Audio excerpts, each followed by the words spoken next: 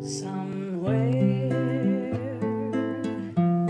beyond the sea, somewhere waiting for me, my lover stands on golden sands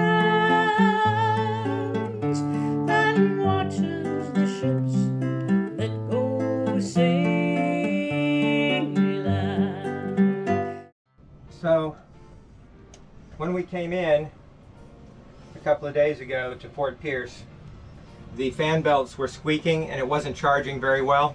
We have a Balmar as well as the regular engine alternator, and so we replaced the fan belts. I had a couple of spares, thank heavens, one of the things you always have to have, and now I have no more spares. So that means that if this happens again, I'll have to go get fan belts. But they lasted for a good year and a half, and that's fine. Let me show you one of the problems we had. This mount down at the bottom is wiggling. So I don't know if you can see it, but this wiggles just a little bit, and that causes the fan belt to wear because the alternator, or the generator alternator, the Balmar wiggles back and forth just a little bit. This one was just a little bit loose and it was old. So I went ahead and replaced this one anyway because I had it off. There's a problem with this one because it's very, very tight. And in order to get the alternator back far enough, there's actually one of these tangs for the fan on the alternator that is broken off, and you have to line it up to the place and then pull it back in. Otherwise you can't get it far enough in to actually put the fan belt on. Anyway, so we have replaced the fan belts and the engine started and ran just fine. And so we're gonna clean up the tools and go get some fuel and water today. The weather came in. It's supposed to be thunderstormy today and for the next several days, so we may not be going to sea until the storms are done. But we need water and we need fuel, so we're going to go over to the dock and do that now. So we just finished refueling and putting on water, getting trash and pump out, and we have made a decision to go up the ICW instead of offshore because there's going to be storms brewing for the next few days and a lot of rain. So we'd rather be someplace a little bit inland with no fetch and a place we can drop an anchor if we need to. So from here to St. Augustine, we're looking at probably more like 36 hours instead of 28 to 30. And we'll let you know when we get there and we'll keep you posted along the way.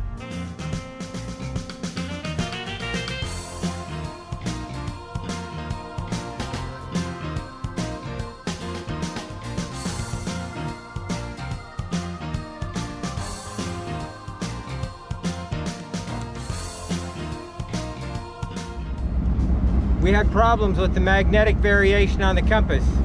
We have to go out and recalibrate our compass. It was a good 18 degrees off. So once I set that, the autopilot worked a lot better.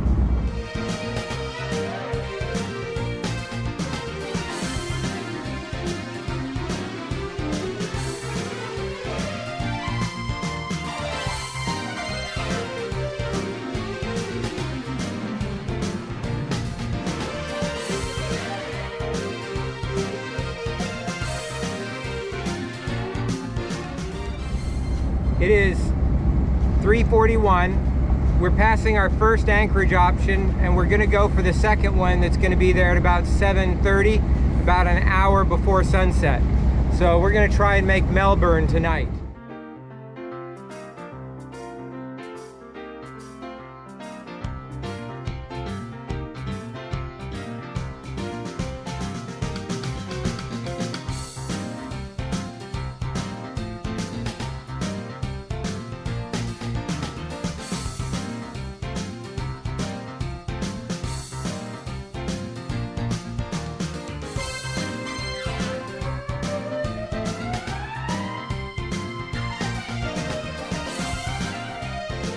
Okay, so it's 6 o'clock and we are 6.1 miles from Melbourne, which is where we're going to anchor. So we're going to make it definitely before sunset.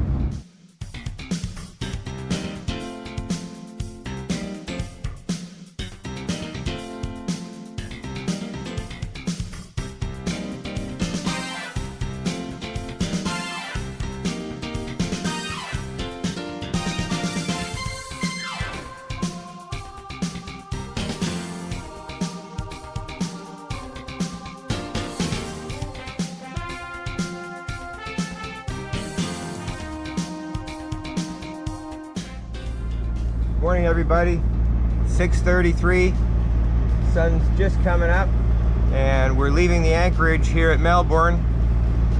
The anchor was really muddy. It was kind of a black sand that was all over everything. Anyway, and of course our depth gauge isn't working again. We have one of these tri-sensors that's got a little paddle wheel and a temperature and a depth. It says we're in 139 feet of water when we're in 11. It does it all the time. You have to turn it off and on again. It's something about it doesn't like the bottom, and once it gets into this mode, it won't get out of it. That's why we put in a different sensor. But everyone has this same problem. You can't replace the sensor, it doesn't do anything, it's just the same crap. Anyway, has something to do with the frequency of the ultrasound that it uses. Anyway, so we are on our way. The autopilot is on and we're headed for New Smyrna.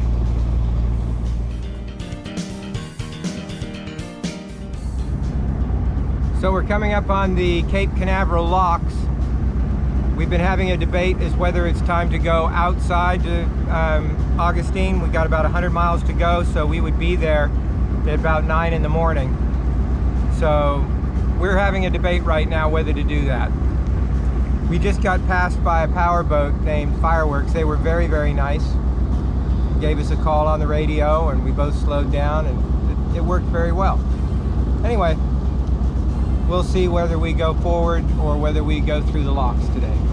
I'll talk to you when we get to the locks or beyond it.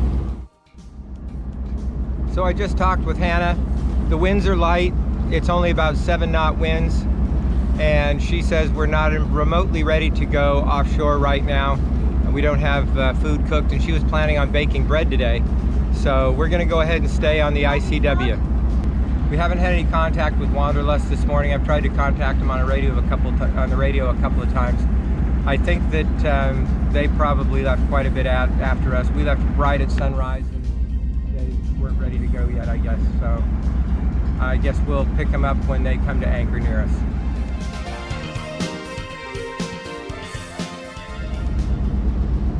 So we went ahead and did some circles to recalibrate the compass, and it cleared about 10 degrees of difference off of it, but it looks like that probably the compass unit that sits right back here against the stern of the boat, I think that compass is canted a little bit. We may have hit it with a bag and moved it, and so it appears that it's about 8 degrees off of center. So when we get to someplace where we can unpack the lazarettes, we're going to go ahead and try and turn that compass just a little bit so that it's more aligned with the bow of the boat.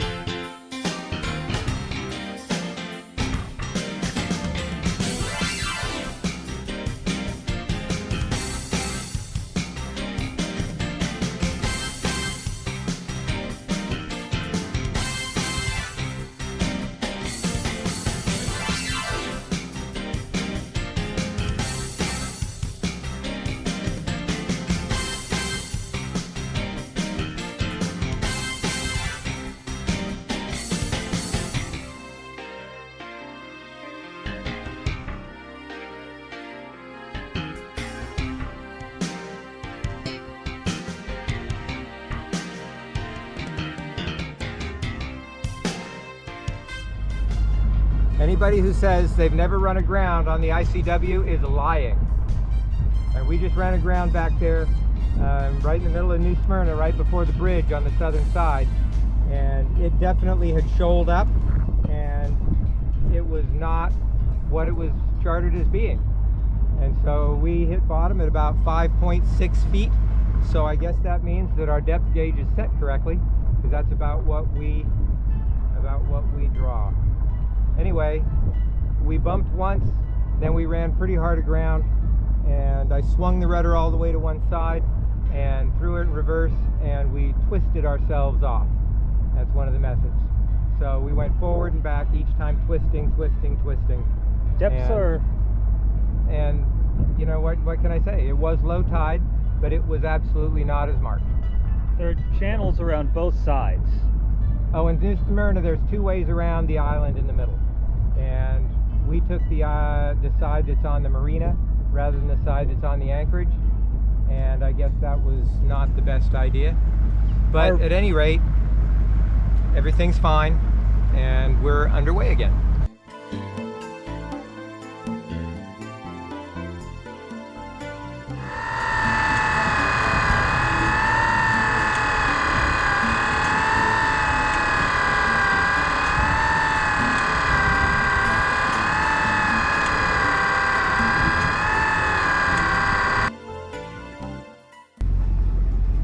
Morning, everybody. It's just a little after sunrise. We got a late start at 6:30, and we are underway heading back towards St. Augustine. So we were anchored at Ponce Inlet North, and it's a very nice little anchorage, very open. There's room for probably 5 or 10 boats in there, and the depths are good, anywhere from 8 to 12 feet. The waterway guide lists anchorage a little farther in by Red 4 and 2 Bravo, but it's a lot shallower and it's a lot smaller, and there's only one way in and out of the actual anchorage because it's inside a shoal. This one is far superior.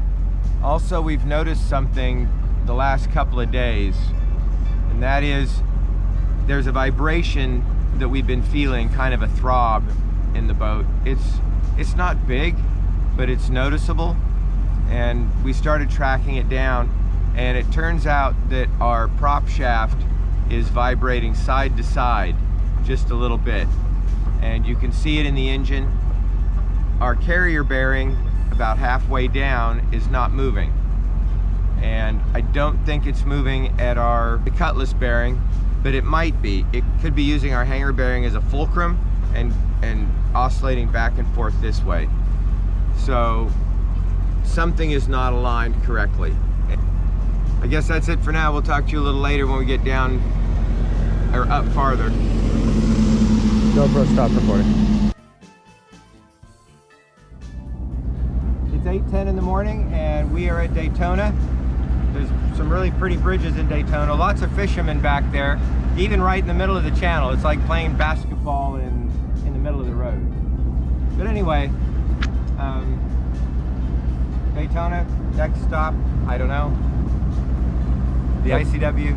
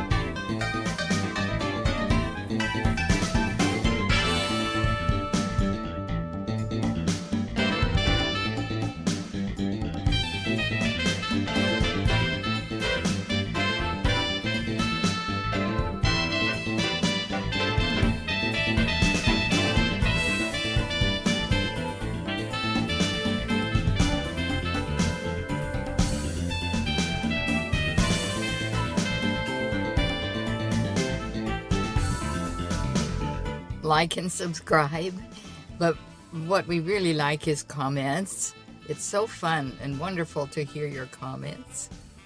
Thank you and good night. GoPro, stop recording. GoPro, stop recording.